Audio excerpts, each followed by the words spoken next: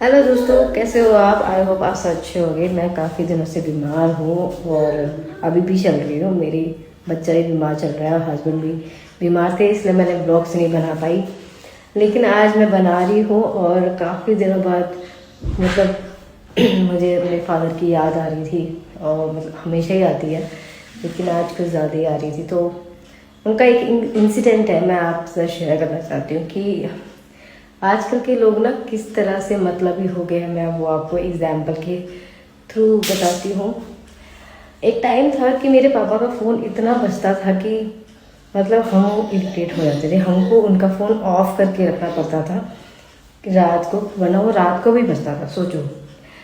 और आज मेरे पापा को गुजरे हुए 5 साल हुए हैं, और मजाल है कि कोई भी रिश्तेदार या कोई भी उनका कोलीग जो उनके साथ काम करता था, किसी का भी हमारे पास फ़ोन आया। हम 4 बहन हैं, हमारे पापा की 4 बहनें, कोई भाई नहीं है। और जब पापा के सामने मेरी शादी नहीं हुई थी और मेरी छोटी बहन है, उसकी शादी नहीं हुई थी। और जब वो गुजरे थे तो मेरी 2 बहनों की शादी हो गई थी। तो बड़े वाले जीजा जी की तो कोई मतलब रहता ही नहीं है हमारे साथ। और जो मेरे से बड़ी वाली बहन है, उन्होंने हमारी बहुत ज़्यादा हेल्प की थी। सबसे ज़्यादा हेल्प उन्होंने करी थी पापा के डेथ के बाद। फिर कोविड में फिर जिया जी भी चले गए थे।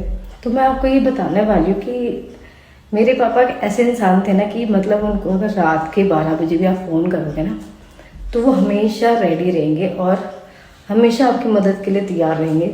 चाहे वो पैसे के मामले में हो या किसी भी चीज़ के मामले में, वो चल देंगे। चाहे उनकी तबीयत ठीक हो ना हो नहीं देखेंगे, वो चल देते थे।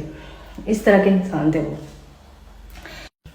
तो जिस इंसिडेंट की मैं बात करना चाह रही हूँ ना, तो वो बताती हूँ मैं। तो हम छोटे थे, तो क्या हुआ था ना, पापा के स्टाफ में, स्कूल में थे मेरे पापा, तो एक उनके स्टाफ में ना किसी आदमी की डेथ हो गई थी। ठीक है, किसी मतलब छोटा पोजीशन थी उन अंकल की, जो इनकी डेथ हुई थी। और उनकी ना घर में मतलब छुट्टी के दिन था, छुट्टी के दिन तो वो कुछ कर रहे होंगे घर में, तो उनके करंट से ना डेथ हो गई थी। तो उनका एक छोटा सा बच्चा था, उनकी वाइफ थी। तो तब किसी ने ना उनकी मदद नहीं करी। मतलब वो किस तरह से रहेंगे या अब क्या होगा, उसके बच्चे का, बीवी का क्या होगा, किसी ने आगे आके सपोर्ट नहीं किया। स्कूल के किसी भी कोलीग ने ज़्यादा सपोर्ट नहीं किया था, पर हाँ सिंपैथी देने सब आए थे। लेकिन मेरे पापा ने स्टैंड लिया, उनके लड़े प्रिंसिपल से। उन्होंने अपने मतलब यहाँ तक मेरे पापा इतने वो हैं किसी को मदद करने के लिए कि वो उन्होंने अपने नौकरी छोड़ने तक की धमकी दे दी थी प्रिंसिपल को कि अगर आप इसको नहीं लगाओगे, इस आंटी को नहीं लगाओगे, उसकी बीवी को नहीं लगाओगे स्कूल में, और उसके बच्चे को फ्री में नहीं पढ़ाओगे, तो मैं नौकरी छोड़ दूँगा। इस तरह के थे मेरे पापा, सोचिए। तो उनकी प्रिंसिपल ने बात मानी और उन आंटी को लगा दिया, और उनके बच्चा भी उसी स्कूल में पढ़ा। और आज का टाइम है, मेरे पापा के बाद मरने के बाद हम गए थे स्कूल, जो अब दूसरी प्रिंसिपल आई है। तो हम गए कि भाई मेरी नौकरी लगा दे, मतलब मेरी या मेरी छोटी बहन की किसी की एक की नौकरी लग जाए तो हमारा किसी तरह से गुजर बसर हो जाएगा। ठीक है, क्योंकि कोविड का टाइम था, कोई नौकरी देने को तैयार नहीं था। हमारी जो नौकरियां थी दोनों बहनों की, वो मतलब मेरी तो ख़त्म ही हो गई थी, मेरी बहन की फिर भी चल रही थी। लेकिन फिर भी हम गए एक उम्मीद लेके कि भाई मेरे पापा ने इतना सबका अच्छा किया वहाँ पे। ऐसा कोई बंदा, आप किसी को भी उठा लो, किसी भी बंदे का, चाहे वो रिश्तेदार हो या कोई भी उनका कोलीग हो, किसी से ही पूछ लेना कि ऐसा कोई बंदा नहीं होगा जिसकी पापा ने मदद ना करी हो, चाहे फाइनेंशियली हो या फिजिकली हो या कैसे भी लेन देन का हो, कुछ भी हो, वो हमेशा मदद करते थे, हमेशा की है सबकी। मतलब लेकिन कोई भी, मतलब उस प्रिंसिपल ने हमको सीधा बोल दिया कि नहीं भी ऐसा कोई रूल नहीं है और हम नहीं दे सकते, आप कहीं और जाके नौकरी ढूंढ लो। उसने ऐसा बोला। मतलब मजाल है कि कोई एक भी स्टाफ में, कोई भी एक स्टाफ में हमारे साथ खड़ा हुआ हो और आके प्रिंसिपल को बोला हो कि भाई साहब बहुत अच्छे थे, भाई साहब ने सबके लिए इतना किया है, आप प्लीज़ उनको, इनके बच्चों में से किसी एक को तो नौकरी कर दो।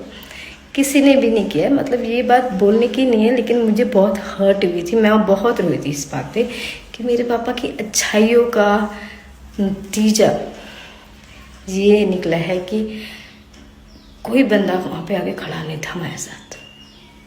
और बहुत ही उम्मीदों से हम गए थे, बहुत निराश होकर लौटे। और मेरे पापा के जो बड़े बेस्ट फ्रेंड बनते थे, कोई नहीं था वहाँ पे ना, कोई भी नहीं था, सोचिए।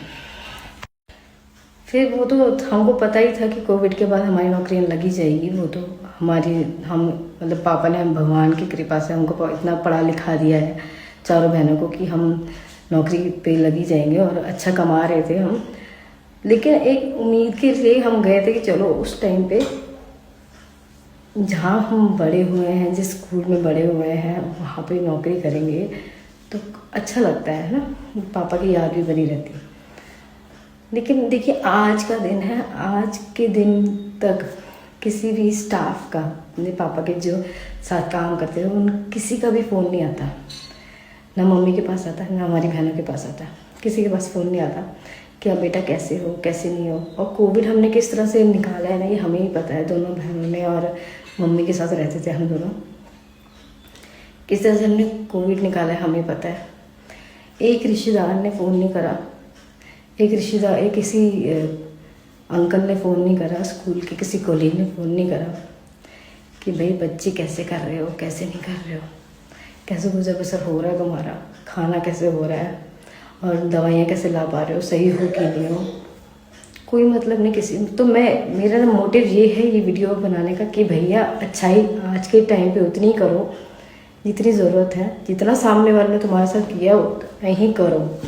अगर कोई तुमसे 10 रुपये मांग रहा है तो तुम उससे 50 रुपये मांग के देखो और कुछ टाइम तक मत दो, तब देखो कि वो कितना लॉयल है तुम्हारे लिए और कितना बहुत ही सगा है तुम्हारा।